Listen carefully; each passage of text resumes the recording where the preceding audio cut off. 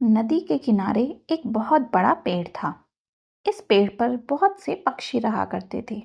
एक दिन एक बूढ़ा गिद्ध वहां आया और पक्षियों से बोला कि क्या वह इस वृक्ष के खोल में रह सकता है। सभी पक्षियों ने बूढ़े गिद्ध की आयु को देखते हुए उसे वहां रहने की इजाजत दे दी। वे अपने हिस्से के भोजन में से भी कुछ भोजन उसे खाने को दे देते थे। बूढ़े गिद्ध को बहुत अच्छा लगता था। वह मन ही मन सोचता, ये पक्षी कितने दयालु हैं।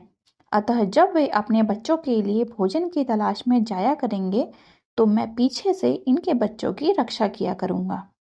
उस दिन के बाद से गिद्ध ने उनके बच्चों की रक्षा करनी शुरू कर दी। सभी मिलकर हंसी खुशी रहने लगे। एक दिन एक बिल्ली वहां से गुजरी। उसने उस पेड़ पर नन्हे पक्षियों के चहचहाने की आवाजें सुनी। उसने सोचा कि उसे यहाँ कुछ छोटे व ताजा पक्षियों के बच्चे खाने को मिल सकते हैं। उसे देखकर पक्षियों के नन्हे बच्चे डर के मारे जोर जोर से चिल्लाने लगे। बूढ़ा गिद्ध चिल्लाया, कौन है? बिल्ली ने सोचा कि यहाँ थोड़ी युक्ति से काम लेना पड़ेगा। वह बोली, सुप्रभात श्रीमान, मैं बिल्ली हूँ। बूढ़ा गिद्ध बोला, यहाँ से चली जाओ वरना मैं तुम्हें खा जाऊंगा। बिल्ली बहुत चालाक थी। वह बोली, श्रीमान, मैं कुछ कहना चाहती हूँ, उसे सुन ले, फिर उसके बाद चाहे तो मुझे खा लेना।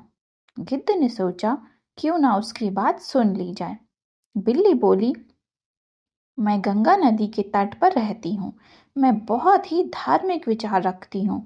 मैं गंगा नदी में स्नान करके आपका आशीर्वाद लेने आई हूँ। गिद्ध बोला, मैं तुम पर कैसे विश्वास करूं? तुम मांस खाने वाली प्राणी हो और यहाँ नन्हे नन्हे पक्षी रहते हैं। जाओ, भाग जाओ यहाँ से। बिल्ली ने उत्तर दिया, श्रीमान, मेरा विश्वास कीजिए, मैं जानवरों का मांस खाना छोड़ दिया है। यहाँ गंगा नदी के किनारे चारों ओर हरियाली है और ढेर सारी हरी वनस्पति है। मैं केवल हरी सब्जियां और फल खाकर ही अपना पेट भरती हूँ। बूढ़ा गिद्ध उसकी बातों में आ गया। उसने उस पर दया खाकर वहां रहने की इजाजत दे दी। कुछ दिन तो सब कुछ सही सलामत चलता रहा, किंतु बिल्ली अपने ऊपर काबू नहीं रख सकी। अतः उसने प्रतिदिन एक के बाद एक करके नन्हे पक्षियों को खाना शुरू कर दिया। बूढ़े गिद्ध को इसका पता नहीं चला। बहुत जल्दी पक्षियों ने देखा कि उनके नन्हे बच्चों की संख्या कम होती जा रही है। उन्हें चिंता सताने लगी तथा वे उन्हें यहाँ वहाँ ढूंढने लगे। चालाक बिल्ली ने इस स्थिति को भांप लिया और सोचा कि अब वह पकड़ी जा सकती है। अतः वह वहां से भाग निकली।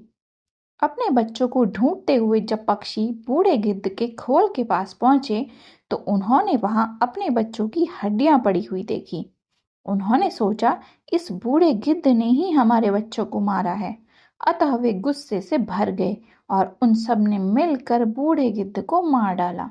बेचारे मासूम गिद्ध को अनजान बिल्ली पर विश्वास करके अपने प्राणों से हाथ धोना पड़ा।